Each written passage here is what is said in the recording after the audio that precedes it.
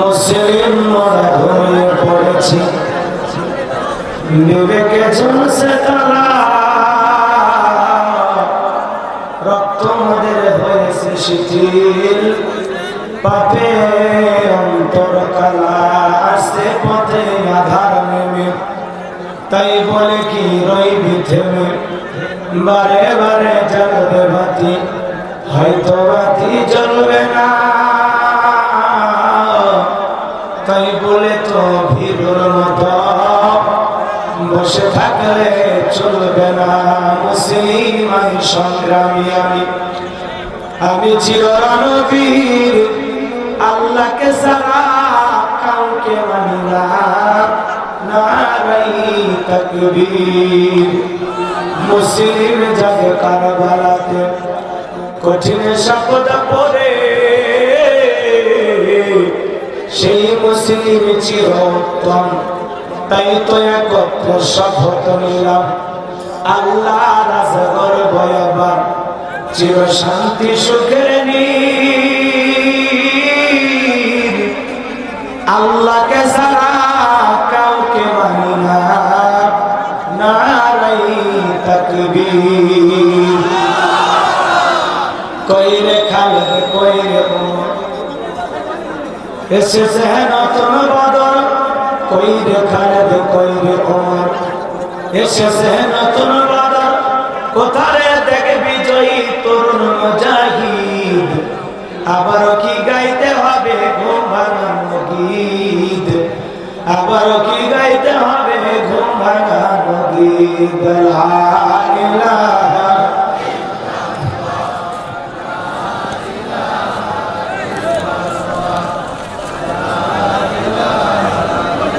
সবাই আওয়াজ করে জিকির করেন না।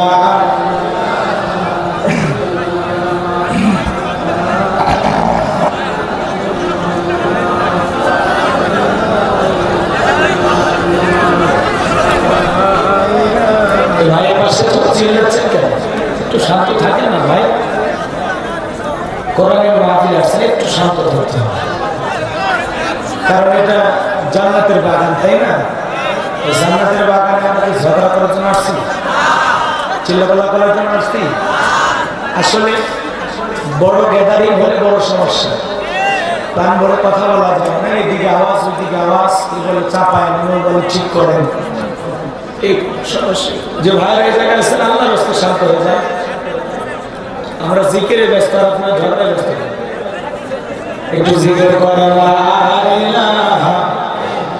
কি হুজুরকে দেখা যায় না, এই সমস্যা নাকি? এগুলো বলা ঠিক না।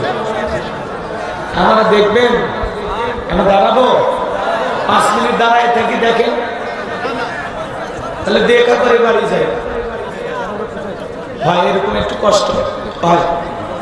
এই জন্য আপনাদেরকে বলবো, আপনাদের তো আমি ঠিক মতো দেখতে পাচ্ছি না, এই যে লাইটিং এর একটু সমস্যা, তাই না? লাইটিং গুলো আর একটু বেশি হইলে ভালো হইতো। মিডিয়ার ভাইদেরকে মিডিয়ার কাজ করতে দেবেন, কেউ চিল্লাপাল্লা করবেন, ঠিক আছে? কারণ ওরা এই আলোচনাগুলো একটু ইন্টারনেটের মাধ্যমে ছড়িয়ে দেবে।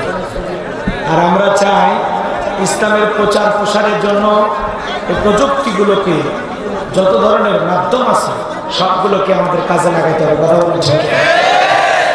যাতে ইউটিউব, ইন্টারনেট, ফেসবুক, যত ধরনের প্রচারের মাধ্যম আছে সবগুলোতে ঢুকলে যেন আলেমদের ছবি দেখা যায়, আলেমদেরকে পাওয়া যায়, কথা বলে ঠিক? হ্যাঁ, তাহলেই দেখবেন ইনশাআল্লাহ ইসলামের প্রচার প্রসার আরো হবে। পাশাপাশি একদিন আমরা সবাই দিন ইসলামকে বুঝে এই জমিনে কোরআনের রাজ কায়েম করতে পারবো, কথা বলে ঠিক? কোরআন আর ইসলামকে বোঝার জন্য আমাদের সময় দেওয়ার দরকার আছে না? লক্ষ কোটি দরুদ সালাম মানবতার শ্রেষ্ঠ বন্ধু বিশ্বনবী বিশ্বনেতা যে নবী আইয়ামে জাইলাতের যুগে আগমন করে অসভ্য মানুষগুলোকে সভ্য বানিয়েছেন, অভদ্র মানুষগুলোকে ভদ্র বানিয়েছেন, কোরআন নামের সংবিধান দিয়ে কোরআনের রাজ কায়েম করে সোনালী যুগ উপহার দিয়ে মদিনার পাক ভূমিতে শায়িত আছেন। সেটা রাসূলের প্রতি মহব্বত নিয়ে বলছি দরুদ সালাম সকলেই পড়ুন সাল্লাল্লাহু। আপনাদেরকে বললাম মিডিয়ার ভাইদের সাথে চিল্লাবেন, ও কি সারাদিন দাঁড়ায় থাকবে? জানেন আমরা বগুড়া গাইবান্ধা থেকে আসছি,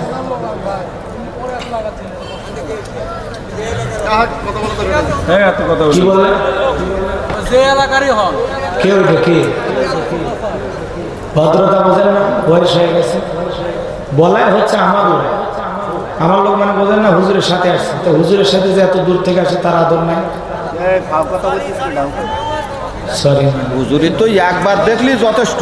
এদিক খেয়াল তো মিডিয়ারা আমি তো বললাম একটু দাঁড়ায় থেকে 5 মিনিট দেখেন, আগে দেখেন, সবাই দেখেন। এই মিডিয়া কি আপনাদের মিডিয়ারা তো একটু হ্যাঁ, আমরা এখানে চোর বাটপারকে ডাকাত বসে আছি, ইয়াবাখর বসে আছি, তো মিডিয়া থাকলে আমাদের ভয় কি? যারা অকাম বক্তাম করে ওরা মিডিয়া থেকে ভয় করে, আমরা মিডিয়া থেকে ভয় পাই না। এখানে কি ইয়াবাগ নিয়ে বসে আছি নাকি? Fancy deal.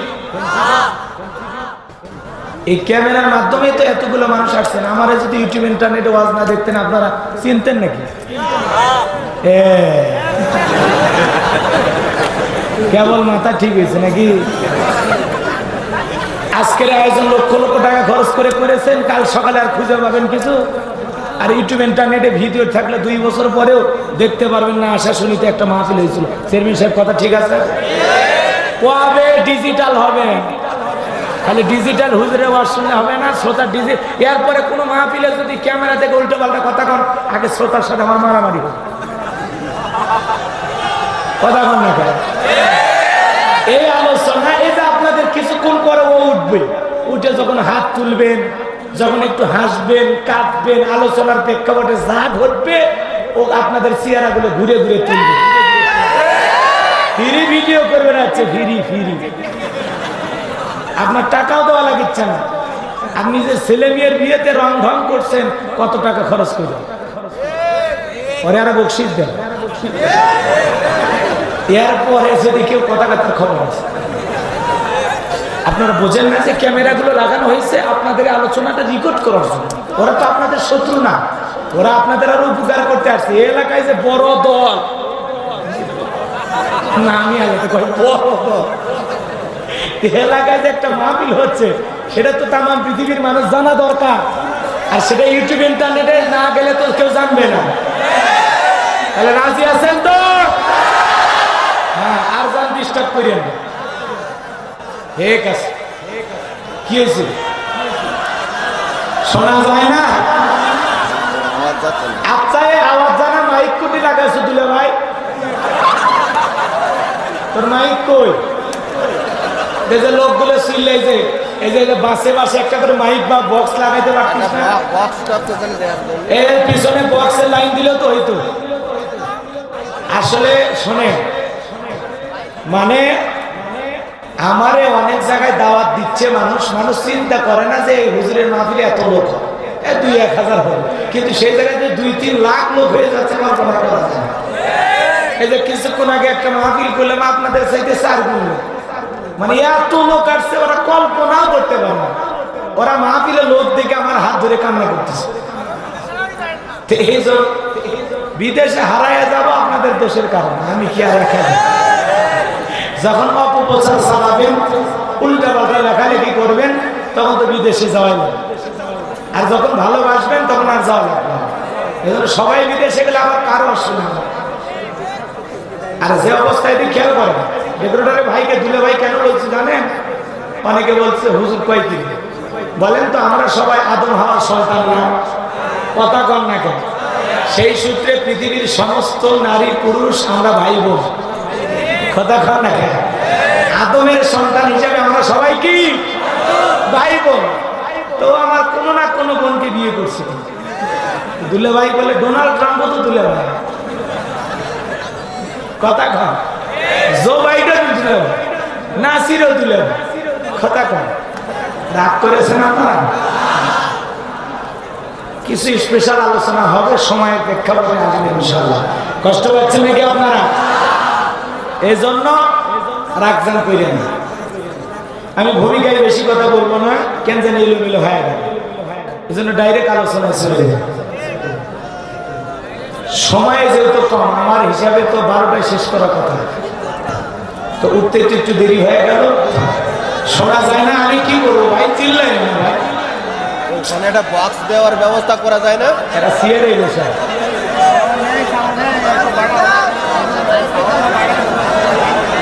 ওখানে একটা সাউন্ড বক্স দেওয়া যায় না? শোনা যায় না।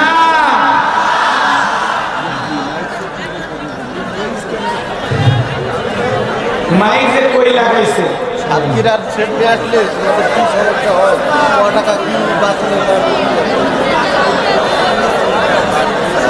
মায়ের দিকে খেয়াল করেন। এখন আওয়াজ যদি না শোনেন আমি কি করতে পারি বলেন? আমার বা কি করার আছে? বেশি কথা না বলে আলোচনায় চলে গেল। আমি যেহেতু আপনারা লিখেছেন বিষয় ভিত্তিক তাফসীরও করেন না, তাই না? আমার অনেক ভালো লাগলো, এই জন্য আমি একটা সূরা থেকে আপনাদের সামনে কথা বলবো।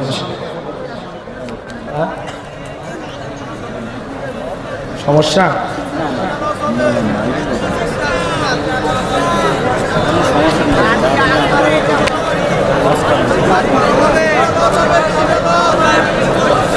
এদিকে খেয়াল করো, আমি কথা বলবো পবিত্র কোরআনুল কারীমের 23 নম্বর সূরা। কত নাম্বার? সূরা আল মুমিনুন। কি নাম? আরো জোরে বলেন। এই সূরা থেকে আলোচনা করব। যদিও আমরা কোরআনের মাহফিলে কথা বলতে গেলে আমাদেরকে অনেকে বাধা দেয়, হুমকি ধমকি দেয়, কথা বলেন ঠিক কি? অনেকে বলে হুজুর ওয়াজ করবেন, একটু হিসাব করে ওয়াজ করবেন, ওয়াজ যা করেন করেন হুজুর, রাজনীতির কোনো ওয়াজ করবেন না। এভাবে নানান কথা আমাদেরকে বলা হয়, কথা বলেন ঠিক কি? কিন্তু মনে রাখবেন, আমরা যা বলি কোরআন সুন্নাহর আলোকে বলি। আমরা যা বলি মানুষের কল্যাণের জন্য বলি, মানুষের ভালোর জন্য বলি, কথা বলেন ঠিক কি? যেটা কোরআন হাদিসে যায় আমরা সেটাই বলি, কোরআন হাদিসের বাইরে কোনো কথা বলার চেষ্টা করি না, কথা বলেন ঠিক কি না? এজন্য আজকে আমি আপনাদের সামনে প্রাণ করে কিছু কথা বলবো। কোন রক্ত চক্ষুকে আমরা ভয় পাই না, কথা বলেন না কেন? অনেকে রক্ত চক্ষু নিয়ে বড় বড় চক্ষু নিয়ে বলে হুজুর ওয়াজ যা করেন করেন, হিসাব করে করেন, ভুলে যাবেন না এলাকা কার। এলাকাতে মোটামুটি আমরাই সব আছে না? মনে রাখবেন, আমরা কোন বাতিলে রক্ত চক্ষুকে ভয় পাই না, কথা বলেন ঠিক না? আল্লাহর কোরআনের কথা বলতে আসছি, এখানে অস্পষ্ট নাই, গোপন নাই, যা আছে সব ওপেন স্পষ্ট।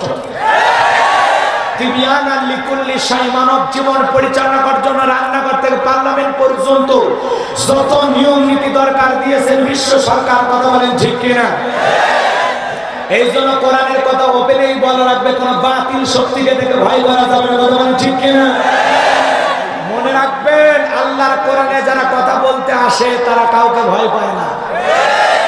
বাঘের পেট থেকে বাঘেরই বাচ্চা হয়, বিড়ালের বাচ্চা হয় না। সিংহের পেট থেকে সিংহেরই বাচ্চা হয়, বানরের বাচ্চা হয় না। যারা আল্লাহর কোরআনের কথা বলবে তাদেরকে হুমকি ধুমকি দিয়া কখনো ইসলাম থেকে 1 ইঞ্চি সম্পর্ক হয় না।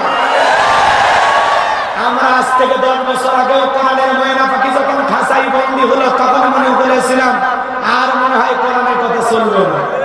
কিন্তু 10 বছরের ব্যবধানে আমরা দেখছি কোরআনের ময়দানে এমন এমন কোরআনের নতুন নতুন ময়না পাখি আল্লাহ তৈরি করে দিচ্ছেন, যাদের ডাকে, যাদের কথা শোনার জন্য জনগণ, লক্ষ লক্ষ জনগণ মাঠে ময়দানে হাজির হয়েছে। এই জন্য কোরআনের এই জনশক্তি থামাইতে পারবেন না।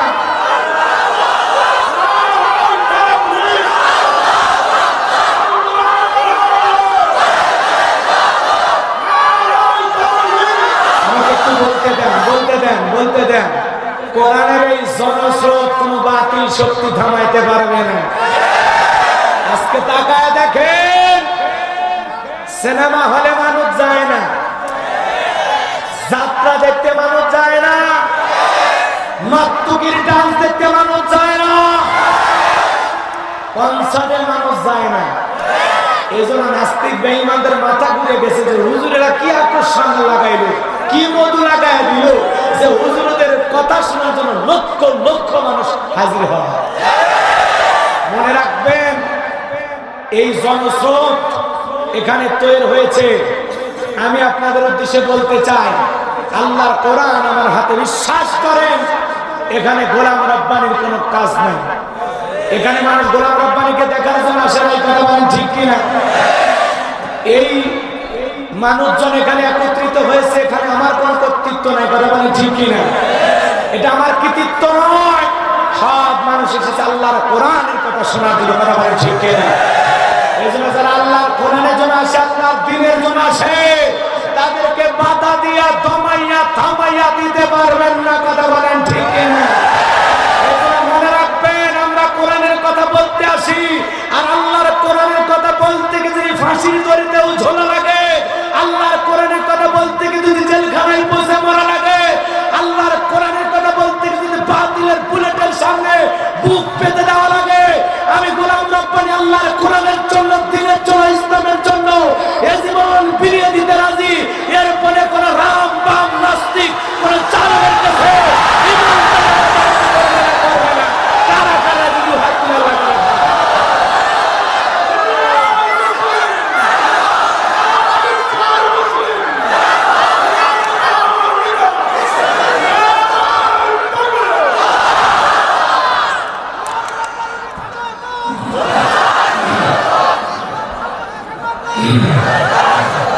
সম্মানিত ভাইয়েরা আমার, এদিক খেয়াল করেন। এজন্য আমার বিশ্বাস যেভাবে কোরআন আর ইসলামের প্রতি মানুষের দিন দিন দরদ, ভালোবাসা এবং আবেগ যেভাবে বাড়তেছে, যেভাবে মানুষ কোরআন সুন্নাহর দিকে আসতেছে, হক্কানি ওলামা ইকরামদের ডাকে সাড়া দিচ্ছে, আমার বিশ্বাস আগামী 10 বছর পরে এদেশ হবে কোরআনওয়ালাদের দেশ, এদেশ হবে মুসলমানের দেশ, এদেশ হবে ইমানদারের দেশ। এই জমিন হবে আল্লাহর কোরআনের রাজ কায়েম করার জন্য। কেউ থামাইতে পারবে না, থামাইতে পারবে না। মনে রাখবেন, নদীর পানির স্রোতকে থামানোর জন্য বাঁধ দেওয়া হয়। কি দেওয়া হয়? বাঁধ দেওয়া হয়। আপনারাই বলেন তো, পানির স্রোত যদি একবার বাঁধ ভাঙতে পারে, স্রোতের স্পিরিট কমে না পারে? খালি মানে ওই স্রোতে হাঁস পড়ুক, মুরগি পড়ুক, গরু পড়ুক, আর মানুষ পড়ুক, ভাইসে জায়গা মতো নিয়ে যাবে, কথা বলেন ঠিক কিনা? আজকে কোরআনের সামনে, দিন প্রচারের সামনে, ইসলামী আন্দোলনের সামনে, হক্কানি ওলামা ইকরামদের সামনে বাদ দেয়া হয়েছে। কি দেওয়া হয়েছে? বাদ দেওয়া হয়েছে। মনে রাখবেন, যদি কোনদিন তাওহীদি মুসলমান ইমানদাররা জেগে ওঠে আর একবার এই বাদ ভাঙেন, যারা আল্লাহ রাসূলের বিরুদ্ধে কথা বলে, আল্লাহর বিরুদ্ধে কথা বলে, আলেমদের বিরুদ্ধে কথা বলে, আল্লাহর বিধানের বিরুদ্ধে কথা বলে, টুপিওয়ালা দাড়িওয়ালাদেরকে অসম্মান করে কথা বলে, ওই সমস্ত নাস্তিক বেঈমানরা পালানোর জন্য গর্তও খুঁজে পাবে না।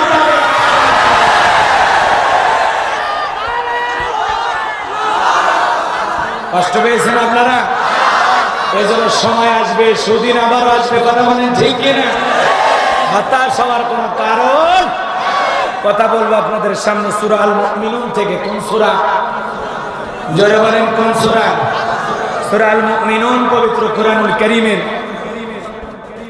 23 নম্বর সূরা। কত নাম্বার? অনেকে ভয় পাচ্ছেন নাকি? কষ্ট হচ্ছে আপনাদের? আজকে তাম পৃথিবীর মুসলমানের অবস্থা কি আপনারা জানেন? কথা বলেন না কেন? ভয়ের তো কোনো কারণই আমি দেখি না। কথা বলেন, ভয়ের কোনো কারণ আছে নাকি? উইঘুর, চীনের উইঘুর আপনারা জানেন না?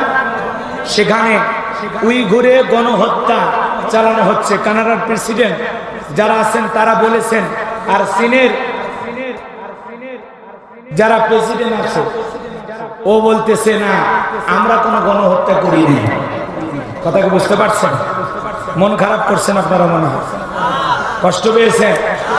উইঘুরে মুসলমানদেরকে ধইরা 10 লক্ষের মতো মুসলমানকে আটকে রাখা হয়েছে। কয় লাখ? 10 লক্ষ মুসলমান আটকে রেখা তাদেরকে ইসলাম ধর্ম থেকে অন্য ধর্ম গ্রহণ করার জন্য বাধ্য করা হচ্ছে।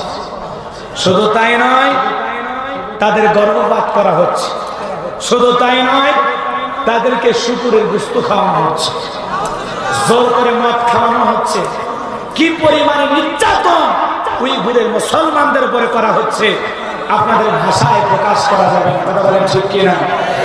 আজকে চীনে উইঘুরের মুসলিমদের হত্যাকে কানাডার প্রেসিডেন্ট যখন তখন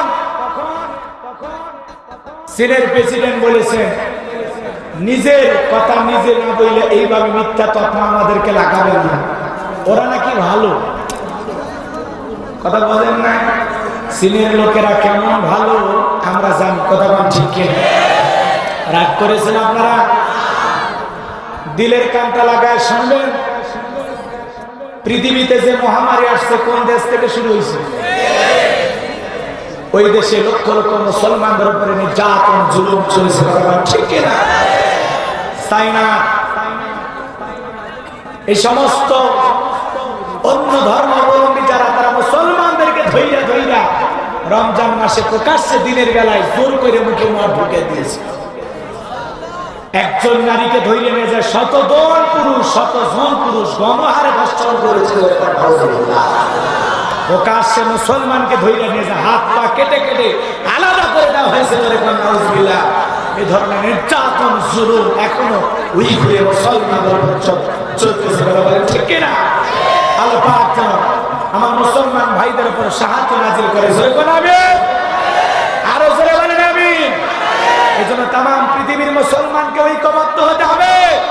উইঘুরের মুসলমানদের পাশে তাম পৃথিবীর মুসলিম দেশদের দাঁড়ানোর করা চলে না, দাঁড়াইতে হবে।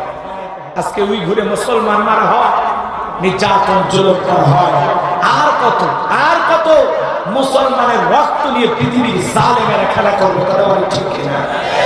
এই জন্য মনে রাখবেন, আপদ বিপদ বালা মুসিবত পরীক্ষা যাই আসুক, আমরা কখনো হতাশ হব না, ভেঙে পড়ব না। আমাদের জন্য আমাদের আল্লাহ আছে, কথা বলেন ঠিক কিনা? কষ্ট পেয়েছেন নাকি? এই জন্য বিশ্বের মুসলমানদেরকে রক্ষা করার জন্য, আল্লাহর জমিনে ইসলাম প্রতিষ্ঠিত করার জন্য যদি কখনো ডাক আসে, আমরা সেই ডাকে, সেই কাতারে, সেই মিছিলে শামিল হতে রাজি আছি। কারা কারা? সাতক্ষীরার মুসলমান দু হাত তুলে আমার আল্লাহকে দেখা। লিল্লাহি তাকবীর, লিল্লাহি তাকবীর। আল কোরআনের আলম, আল হাদিসের আলম, দুনিয়ার মুসলিম। আমার নেতা তোমার নেতা, আমার নেতা তোমার নেতা। লিল্লাহি তাকবীর। আল কোরআনের আলম, আল হাদিসের আলম, দুর্নীতির আলম। হাতে গোনা নারা দেন তো।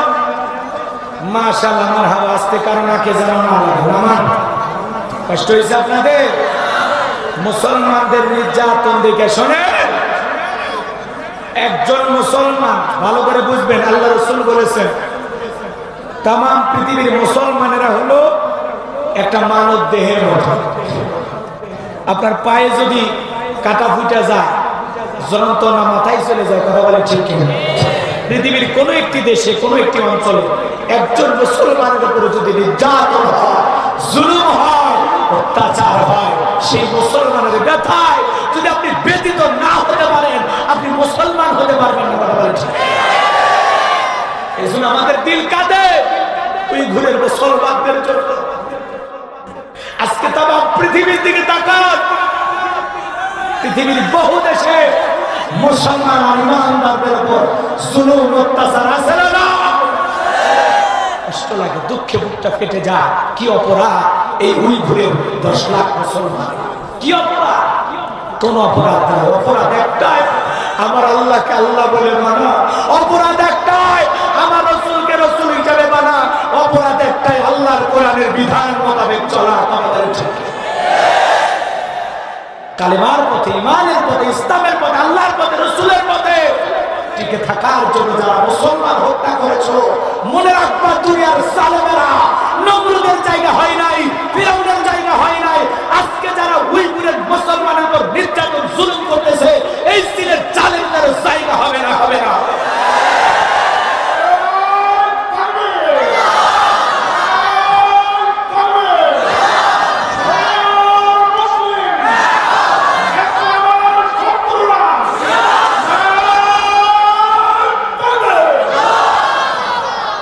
জন্য আমার গর্ভবতী মাদেরকে ধৈর্য নিয়ে যা, তাদের পেটে হাত করেন, তাদের পেটে অস্ত্র ঠেকাইয়া পেট থেকে সন্তান বের করা হচ্ছে। নারী এর চাইতে যন্ত্রণা কষ্ট আর কিছু হতে পারে না। অপরাধ একটা, তুমি মুসলমানের সন্তান পেটে কেন ধারণ করেছো? এই অপরাধে আমার মুসলমান মা বোনদেরকে হত্যা করতেছে। কথা বলেন ঠিক কিনা?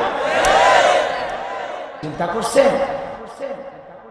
আজকে আল্লাহ এমনি আযাব গজব পাঠায়, এমনি মহামারী পাঠায়, জালিমেরা খুব বাইরে গেছে। কথা বলেন ঠিক কিনা? আল্লাহ একটু টাইট দেওয়ার জন্য আল্লাহর হাতিয়ার হিসেবে আল্লাহ জমিনে পাঠাইছে। কথা বলেন ঠিক কিনা? টের পাইবা, সময় হইলে টের পাইবা। কথা কোন ঠিক কিনা? আল্লাহ আমাদেরকে ভালো রেখেছেন না? আমরা ভালো আছি না? হ্যাঁ, কিন্তু আমাদের হৃদয় ব্যথা, হৃদয় রক্তক্ষরণ হচ্ছে, দুঃখে বুকটা ফেটে যাচ্ছে, কলিজা ছিঁড়ে দেখানো যাবে না কতটা ব্যথায় আমরা ব্যথিত। এই উইঘুরের মুসলমানদের নির্যাতন আর জুলুমের কথা শুনে। কথা বলেন ঠিক কিনা? আল্লাহ মাতা নাসরুল্লাহ, আল্লাহ তুমি তোমার সাহায্য পাঠাও এই উইঘুরের মুসলমানদের উপর। কথা বলেন ঠিক কিনা? সম্মানিত ভাইরা আমার, ভূমিকায় আর বেশি কথা না বলে সরাসরি মূল আলোচনায় প্রবেশ করতে চাই। আমি আপনাদের সামনে কথা বলবো কোরআনুল কারীমের 23 নম্বর সূরা। সূরাটির নাম সূরাতুল মুমিনুন। মোট আয়াত আছে 118, রুকু আছে 6টি। বিশ্বনবীর মক্কার জিন্দেগিতে এই সূরাটি নাযিল হয়েছে। সম্মানিত ভাইরা আমার, দিলের কথা দিলের মতো শুনবেন। যে কথা বলতে চাচ্ছিলাম, মুসলমান দরদি আল্লাহর বান্দারা, সম্মানিত ভাইরা আমার, পবিত্র কোরআনুল কারীমের 18 নম্বর পারার প্রথম সূরা, সিরিয়ালের দিক দিয়ে 23 নম্বর, সেখান থেকে আমি আয়াতে কারিমাগুলো তিলাওয়াত করেছি।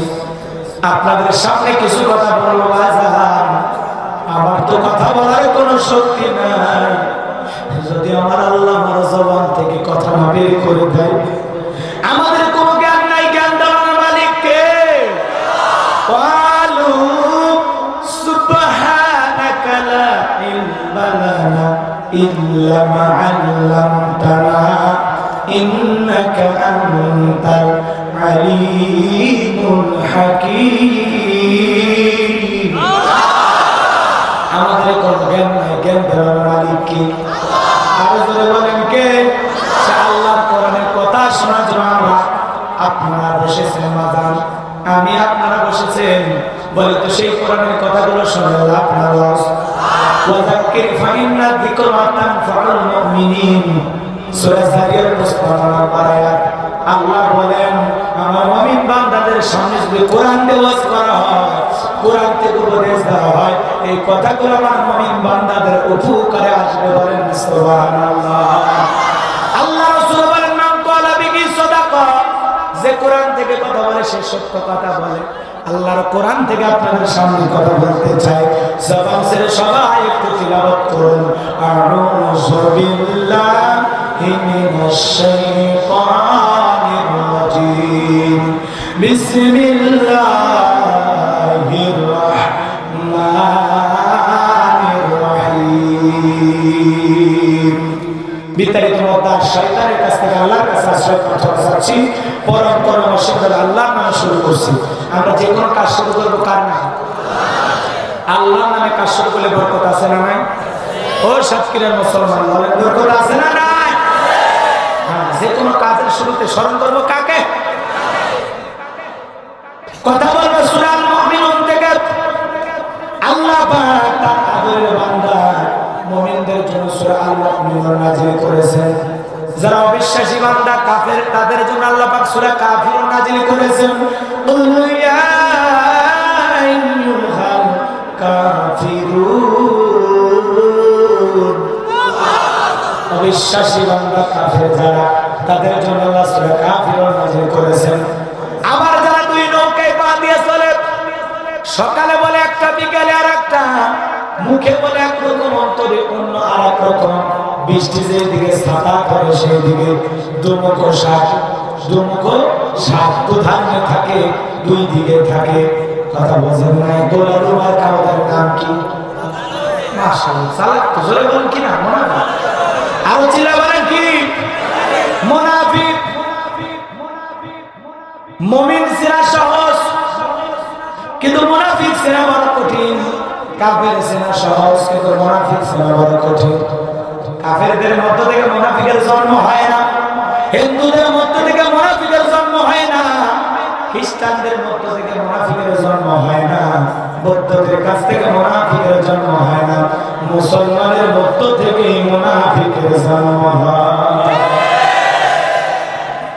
মুনাফিকেরা কঠিন একটা দেখবেন। মুনাফিক যারা, তারা সকালবেলা বলে আসি তো আমরা ইসলামের পক্ষে, রাতের বেলায় দেখবেন ইসলাম নামের গাছের গোড়া কাটে। কথা কোন ঠিক? এজন্য মুনাফিক চেনা বড় কঠিন। কথা বলেন না কেন? চোখ করে থাকা ধোকাবাজ, চোখে তোদের নাহি লাজ, গোড়া কেটে মাথায় ডালো পানি তোদের সিনি, আর কতকাল করবি রে শয়তানি। মুনাফিকদের স্বভাব হলো গাছের গোড়া কেটে মাথায় পানি ঢালে। মুনাফিকেরা নিজের পথকে ক্লিয়ার করার জন্য নিজে হত্যা করে, আর সকালবেলা একটা ফুলের মালা নিয়ে যায় সব প্রকাশ করে বলে বড় ভালো লোক ছিল। ভালো লোক ছিল মারলি কেন? এ কথা বল কি আছে? আপনারা খালি কখন খেলা হবে, খেলা হবে না কিছু বুঝি? কিসের খেলা?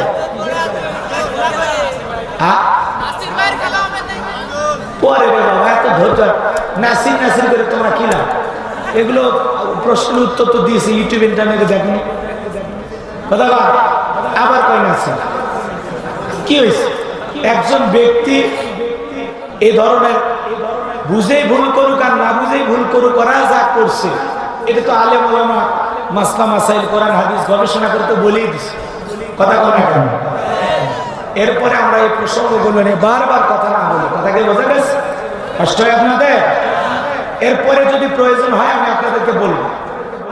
কষ্ট হচ্ছে নাকি? আমি আপনাদেরকে এই বিষয়টা নিয়ে গত কয়েকদিন আগে আমি একটি বক্তব্য দিয়েছি। কথা বোঝেন নাই?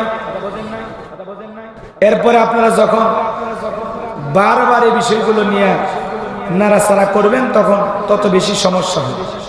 কথা বলেন না কেন? আমরা যে কোনো বিষয় খুব বেশি নাড়াচাড়া করব তাহলে খুব বেশি সমস্যা হবে। কষ্ট পাচ্ছেন আপনারা?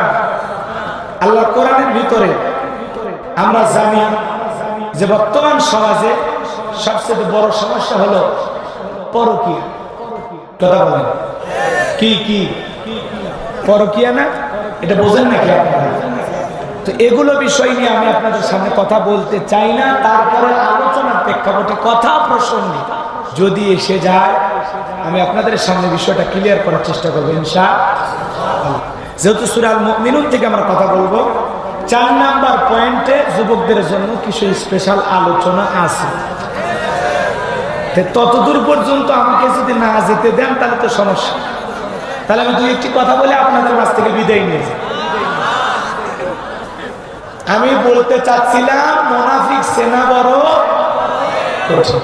বুঝা গেছে? আমরা মুনাফিকদেরকে নিয়ে আলোচনা করব না, কাফেরদেরকে নিয়ে আলোচনা করব না, আমরা আলোচনা করব মুমিনদেরকে নিয়ে। তাদেরকে নিয়ে সম্মানিত ভাই আমার, তাহলে জবান ছেড়ে সবাই আমার সাথে আরেকবার তিলাওয়াত করুন। আউযু বিল্লাহি মিনাশ শাইতানির রাজিম। বিসমিল্লাহির রাহমানির রহিম। قد فلح المؤمنون الذين هم في صلاتهم خاشعون।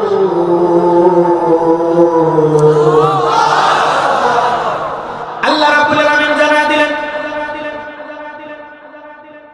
যে কথা আপনাদেরকে বলতে চাই বাজান, সূরা আল মুমিনুন থেকে।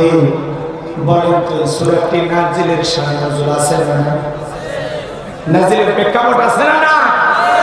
হযরত ওমর ফারুক দেখে বলেন, আমি মৌমাছির বর্ণনা আওয়াজ শুনলাম, ডানে তাকায় মৌমাছি নাই, বামে তাকায় মৌমাছি নাই। বিশ্বনবীর চেহারা মুবারকের দিকে তাকায় দেখি নবীজি ফিসফিস করে কি যেন তিলাওয়াত করতেছেন। হযরত ওমর ডেকে বলেন, আমার বোঝার বাকি রইল না, আসমান থেকে নবীজির উপরে কোরআনুল কারীম নাযিল হচ্ছে, বিশ্বনবী কোরআনুল কারীম রিসিভ করতেছেন। বিশ্বনবী যখন কোরআনুল কারীম রিসিভ করা শেষ হয়ে গেল, সাহাবায়ে কেরামদের দিকে মুখ ঘুরায় ডেকে বলেন, সাহাবীরা, আসমান থেকে মাত্র জিবরাইল এসে আমার উপরে সূরা আল-মুমিনুনের 10টি আয়াতে কারিমা নাযিল করে জানা দিয়ে গেলেন। আল্লাহর কোন মুমিন বান্দা যদি এই 10টি আয়াতের ভিতরে আল্লাহ পাক 7টা গুণাবলী নিয়ে আলোচনা করেছেন, আল্লাহর কোন মুমিন বান্দা যদি 7টা গুণ অর্জন করতে পারে, 7টা গুণ দিয়ে জীবনকে সাজাইতে পারে, বাবা মারা গেলে সন্তানদের কুমারীর সূত্রে সম্পত্তির ভাগ পায়, সে মুমিন 7টা গুণ অর্জন করতে পারবে, আল্লাহ রাব্বুল আলামিন তাকে জান্নাতুল ফিরদাউসের উত্তরাধিকারী বানায় দিবে। বলেন সুবহানাল্লাহ। বাবা মারা গেলে সন্তানদের কুমারীর সূত্রে সম্পত্তির ভাগ পায়, কোন মুমিন যদি 7টা গুণ অর্জন করতে পারে, আল্লাহ পাক তাকে জান্নাতুল ফিরদাউসের উত্তরাধিকারী বানায় দিবে। সুবহানাল্লাহ। আপনার আমার সবার টার্গেট জান্নাত না জাহান্নাম? তাও আবার আল্লাহ জান্নাতুল ফিরদাউসের কথা বলেছে, সব চাইতে ভিআইপি জান্নাত। সুবহানাল্লাহ। তাহলে 7টা গুণ কি কি জানা দরকার আছে না নাই? আর এই 7টা গুণের 4 নাম্বার গুণে যুবক আর মা বোনদেরকে নিয়ে আলোচনা করা হবে ইনশাআল্লাহ। এখন থাকবেন না, বাড়ি যাবেন, আপনাদের ইচ্ছা। 7টা গুণ শেষ করবো, তারপরে দোয়া দেব। কি কথা ক্লিয়ার? চেয়ারম্যান ভাই রাজি আছেন তো? ইনশাআল্লাহ, আলহামদুলিল্লাহ। দিলের কানটা লাগা শোনেন তাহলে মুমিন বান্দার 7টা গুণাবলী আল্লাহ বলেন, কদ ফালাহাল মুমিনুনা আল্লাযীনা হুম ফি সালাতিহিম খাশিউন। আল্লাহ বলেন অবশ্যই মুমিনেরা সফল। পৃথিবীতে টাকা দেখেন, কেউ টাকার দিক দিয়ে সফল, কেউ ক্ষমতার দিক দিয়ে সফল। টাকার দিক দিয়ে সফল পৃথিবীর সবচেয়ে ধনী ব্যক্তি নাম কি?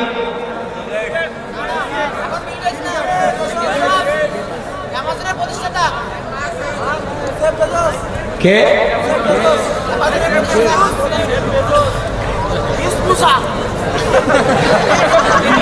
মুসা। তো বাংলাদেশে 3 নম্বরে বলে তাম পৃথিবীর মধ্যে। আচ্ছা, খেয়াল করেন, আগে ছিল বিল গেটস, এখন কে? কি নাম? নাম না, জেব দেবজু। আচ্ছা, এদিক খেয়াল করেন, পৃথিবীতে কেউ টাকার দিক দিয়ে সফল, কথা বলা যায়। এই পৃথিবীর সবচেয়ে ক্ষমতার দিক দিয়ে সফল জো বাইডেন, কথা বলেন। এরপরে ওই যে উত্তর কোরিয়ার সেই কাটিং বানানো কিং জন, এরপরে দেখবেন ভারতের দাদা, এরা হলো ক্ষমতার দিক দিয়ে সফল। কেউ টাকার দিক দিয়ে সফল, কেউ ক্ষমতার দিক দিয়ে সফল, আবার কেউ যশ খ্যাতি সুনাম অর্জন করা এদিক দিয়ে সফল। নায়ক, গায়ক, ফুটবলার, ক্রিকেটার, কথা কন ঠিক কি? তাম পৃথিবীর সবাই চেন এরকম খেলোয়াড় আছে না? এ কথা কন কিনা? মেসি, মেসি ভালো, মেসি ভালো নাকি? আর কে? Neymar, Cristiano Ronaldo. আস বাংলাদেশে ছেলে পেলের এই সমস্যা, মানে নাম করে হিরো, কি অবস্থা। এই ছেলেটাকে আপনারা খুব চেনেন না? ওরে খুব ভালোবাসে, সাক্ষীর দাওয়াত দিন নাকি? আচ্ছা, এদিকে খেয়াল করেন, দেশে বাংলাদেশে 18 কোটি জনগণ যারা ছেলে জানো, এগুলো বলতে গেলেও আপনারা অনেকের নাম বলতে পারবেন, কথা কোন ঠিক কি? তবে এই যে খেলোয়াড়দের নাম বললেন, যে মুস্তাফিজ, আপনাদের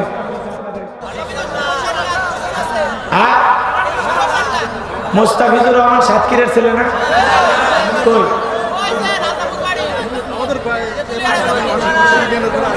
আরে কি ইউনিয়ন? এই ইউনিয়নে বাড়ি, পাশের ইউনিয়নে। মুস্তাফিজুর রহমান IPL খেলবে না, অনেকে দেশের জন্য খেলবে, দেশের জন্য মহাপত বেশি ভালো নাকি? এগুলো নিয়ে নানান গুঞ্জন চলতেছে। যাই হোক, সাতক্ষীরারই ছেলে মোস্তাফিজুর রহমান, নাকি এই পাশেই বাড়ি মোস্তাফিজুর রহমান, ও নাকি দেশের হয়ে খেলতে চায়, দেশকে আগে প্রাধান্য দিয়ে বলতেছে যদি আমারে সফরে পাঠায় নিউজিল্যান্ডে তাহলে আমি আইপিএল খেলতে যাব, আর যদি আমারে নিউজিল্যান্ড সফরে না রাখে তাহলে আমি সেক্ষেত্রে চিন্তা ভাবনা করতে পারি। ছেলেটা অনেক সহজ সরল, তাই না? আপনাদের এলাকার কাকা মুস্তাফিজুর রহমান, আচ্ছা আপনাদের এলাকার সন্তান তো এই জন্য হয়তো বা আপনারা বেশি ভালোবাসেন। ভালো দিলের কানটা লাগা শোনেন, তাহলে নায়ক গায়ক সুপারস্টারদেরকে মানুষ চেনে জানে, কথা বলে ঠিক কিনা? এরা 10 কেজি সুনাম অর্জন করেছে, সবাই চেনে জানে। আল্লাহর কাছে টাকা থাকলে সফল হওয়া যাবে না, ক্ষমতা থাকলে সফল হওয়া যাবে না, সবাই চেনে জানে আল্লাহর কাছে সফল হওয়া যাবে না। আল্লাহর কাছে সফল তারা ইমানদার বান্দা যারা, সুবহানাল্লাহ। ইমানদার ছাড়া আল্লাহর কাছে সফল হওয়ার কোনো রাস্তা নাই। আপনার থাকতে পারে টাকা, আল্লাহর কাছে দাম নাই। আপনার থাকতে পারে ক্ষমতা, আল্লাহর কাছে দাম নাই। আল্লাহ ডেকে বলেন আমার কাছে দাম আছে তাদের কলিজার মধ্যে ঈমান আছে যাদের। ঈমানদার হলো পৃথিবীর সবচেয়ে দামি মানুষ, সুবহানাল্লাহ বলেন। ঈমানদার হলো পৃথিবীর সবচেয়ে দামি মানুষ। দিলের কানটা লাগা শুনবেন যে কথা বলতে চাচ্ছিলাম। ও মুসলমান, আল্লাহর গোলাম, কথাই কথা বেড়েছে, আপনারা কষ্ট ভয় নেবেন না, খুব মনোযোগ দিয়ে শুনবেন। আল্লাহ বলেন কথা বলে হান মুমিনুন, অবশ্যই মুমিনরা সফল হয়েছে যারা ঈমান এনেছে। আল্লাযীনা হুম ফি সালাতিহিম খাশিউন, মুমিন বান্দার এক নাম্বার গোরা বলি যারা নিজেদের সালাত বিনয়ের সহিত, নম্রতার সহিত, খুশু ভাব নিয়ে আল্লাহর ভয় নিয়ে সালাত আদায় করে, এটা হলো মুমিন বান্দার এক নাম্বার গোরা বলে বলেন সুবহানাল্লাহ। তাহলে সালাত আদায় করবেন কার খুশি? ভালো করে বলেন। আল্লাহ বলেন মুমিন বান্দার এক নাম্বার গুণাবলী আল্লাযীনা হুম ফি সালাতিহিম খাশিউন, অবশ্যই সেই মুমিনরা সফল যারা নিজেদের সালাত বিনয়ের সহিত, নম্রতার সহিত, খুশি ভাব নিয়ে, আল্লাহর ভয় ভীতি নিয়ে দুনিয়ার বিবির কথা ভুলে যায়, সন্তানের কথা ভুলে যায়, ব্যবসা বাণিজ্যের কথা ভুলে যায়, দুনিয়ার সব কথা ভুলে যে যারা আল্লাহর ভয় অন্তরের ভিতরে নিয়ে ইয়া আইয়ুহাল্লাযীনা আমানু তাকুল্লাহ, আল্লাহকে ভয় করে সালাতের জন্য দাঁড়িয়ে যায়, এই সমস্ত নামাজিরাই সফল হচ্ছে। যখন সালাত আদায় করবেন তার কথা বলেন, সালাত আদায় করা লাগবে আল্লাহর ভয়ে। কিভাবে সালাত আদায় করবেন, কেমন সুন্দর করে আদায় করবেন যদি জানতে চান, বিশ্বনবী মুহাম্মদ রাসূলুল্লাহ সাল্লাল্লাহু আলাইহি ওয়াসাল্লামের জীবন থেকে জানতে হবে। আম্মা জান আয়েশা রেখে বলেন নবীজি এতটা লম্বা সময় নামাজের মধ্যে দাঁড়িয়ে থাকতেন, নবী দাঁড়ায় থাকতে থাকতে নবীজির পা মোবারক ফুলে যেত, বলেন সুবহানাল্লাহ। আম্মা জান আয়েশা রেখে বলেন নবীজি এতটা লম্বা সময় রুকু করতেন, সিজদা করতেন, মাঝে মাঝে মনে হয় বিশ্বনবী কোনদিন সিজদা থেকে মাথা উঠাতেন না, কোন সুবহানাল্লাহ। আম্মা জান আয়েশা রেখে বলেন একদিন রাতের বেলায় দেখি বিছানা ভিজে গেছে, আমি আয়েশা মনে করি পানি করে ভিজে গেছে, কিন্তু না, তাকায় দেখি আখিরি পয়গম্বর মুহাম্মদ রাসূলুল্লাহ সাল্লাল্লাহু আলাইহি ওয়াসাল্লাম নবীজির চোখের পানি দিয়ে নবীজি কাঁদতে কাঁদতে পুরো বিছানাটা ভিজে গেছে, বলেন সুবহানাল্লাহ। নবীজির কান্না শেষ হয়ে গেল, নামাজ শেষ হয়ে গেল। আম্মা জান আয়েশা রেখে বলেন নবী গো এত কান্না করেছে, কাঁদতে কাঁদতে আপনার দাড়ি ভিজে গেছে, জুব্বা ভিজে গেছে, বিছানা পর্যন্ত ভিজে গেছে, ও নবী আপনি কেন কাঁদেন? বিশ্বনবী রেখে বলে আয়েশা আমি তো আমার জন্য কাঁদি না, আমি কাঁদি আমার গুনাহগার উম্মতের জন্য, বলেন সুবহানাল্লাহ। যেই নবীর জীবনে কোনো গুনাহ নাই, সেই নবী নামাজের মধ্যে চোখের পানি ছেড়ে দিয়ে কান্না করেন, দিনের মধ্যে 70 বার ইস্তিগফার করেন। নবী আজও কান্দেন মদিনা, হাসরের ময়দানে সিজদা দিয়ে কান্না করবেন। সেই নবীর প্রতি আমাদের মহব্বত ভালোবাসা জড় থাকা দরকার আছে না? দিলের কান্না লাগা শোনাবে। যে কথা বলতে চাচ্ছিলাম, নবীজি এইভাবে নামাজ আদায় করতেন, পা ফুলে যেত, লম্বা সময় সিজদা থাকতেন। একদিন নবী মাগরিবের নামাজ আদায় করতেছেন, হোসাইন ঘোড়া মনে কইরা নবীজির কাঁধের উপরে বৈশা গেল। বিশ্ব নবী হোসাইন অনেকটা সময় যখন কাঁধে বৈশা আছেন, হাত দিয়ে নামাইতে নিচ্ছেন, হাত দিয়ে নামাইয়া দিবেন, আল্লাহ রাব্বুল আলামিন দেখে বলেন, হোসাইন যত খুশি আপনার কাঁধে বসে থাকবে, আপনার নামাজের কোনো ক্ষতি হবে না। আপনার মতোই আমি আল্লাহ হোসাইনকে ভালোবাসি। নবীজি জুমার নামাজের খুতবা দিচ্ছেন, দুই নাতি দৌড়ঝাঁপ করতেছেন, কাতারের মাঝ দিয়ে দৌড়ায়। নবীজি দুই নাতির হাত খপ করে ধরেছেন, দইরা নিয়ে আসা নবীজি দাঁড়ায় থেকে খুতবা দিলেন, বলেন সুবহানাল্লাহ। ছোট বাচ্চারা যদি মসজিদে যায় দৌড়াদৌড়ি করে, একটু দুষ্টুমি করে, রাগ করা যাবে না। অনেক মুরব্বী আছে তাদের সাথে খারাপ ব্যবহার করে, কথা বলেন না কেন? এমনকি মসজিদ থেকে তাড়ায় দেয়, বলে তুমি ছোট মানুষ, মসজিদ আসার দরকার নাই, যাও। আছে না নাই? বলেন তো, এই ছোট ছোট বাচ্চাগুলো আগামী বাংলাদেশ, এরা আমাদের ভবিষ্যৎ প্রজন্ম। এই যে মুরব্বী যারা আছেন ভালো করে শোনেন, মুরব্বী যারা আছেন ভালো করে শোনেন। আপনি কি রসুলের চাইতে বেশি বোঝেন নাকি? হ্যাঁ, ছোটদেরকে স্নেহ করা লাগবে, ভালোবাসা দেওয়া লাগবে। আল্লাহ রসুল শিশু বাচ্চাদেরকে খুব ভালোবাসতেন, চুমা খাইতেন, আদর করতেন। হাসান আর হোসাইনের এমন কোন জায়গা নাই রসুল চুমা খাইতেন না। সুবহানাল্লাহ, এত চুমা খান। সুবহানাল্লাহ। হোসাইন আর হাসাইনকে যখন আদর করতে এক সাহাবী ডেকে বলে, হুজুর আমার অনেকগুলো সন্তান, কিন্তু আমার মনে চাই না একটা ছেলের চুমা খায়। আল্লাহ রসুল বলেন, আল্লাহ যদি তোমার দিলের ভিতরে রহম না করে, দয়া না দেয়, আমি কি করতাম? ছোট্ট বাচ্চা মসজিদে নববীর পাশে খেলা করতেন। একদিন রাসূলুল্লাহ তাকে জিজ্ঞাসা করলেন, তুমি যে খেলো, তোমার সেই পাখিটা কোথায়? ছোট্ট বাচ্চা চোখের পানি ছেড়ে দিকে দেয়, বলে, হুজুর আপনি হলেন বিশ্ব নবী, এত ব্যস্ততা আপনার জীবনে, তারপরেও আমার সাথে একটা পাখি থাকে, সেই কথাও আপনার মনে আছে? সুবহানাল্লাহ বলবেন না? আমার রাসূল এত সুন্দর ছিল, ছোট বাচ্চাদেরকে ভালোবাসতেন, যত্ন করতেন। শোনেন, হযরত আবু বকর মসজিদে নববীতে না ঢুইকা দরজায় দাঁড়িয়ে আছে, হযরত ওমর আয়েশা মসজিদে নববীতে না ঢুইকা দাঁড়িয়ে আছে, বুঝতেছেন আমার ভাষা? বুঝতেছেন? হযরত ওমর ফারুক ডেকে বলে, আবু বকর ভাই ভিতরে ঢোকেন না কেন? আবু বকর ডেকে বলে, তাকা দেখো ভিতরে কি হয়। হযরত ওমর তাকা দেখেন, বিশ্বনবীর দুই নাতি, একজন নবীজির পাগড়ি ধইরা টান দেয়, আর একজন দাড়ি ধইরা টান দেয়, টুপি নিয়ে খেলা করে, নবীরে ঘোড়া বানায়।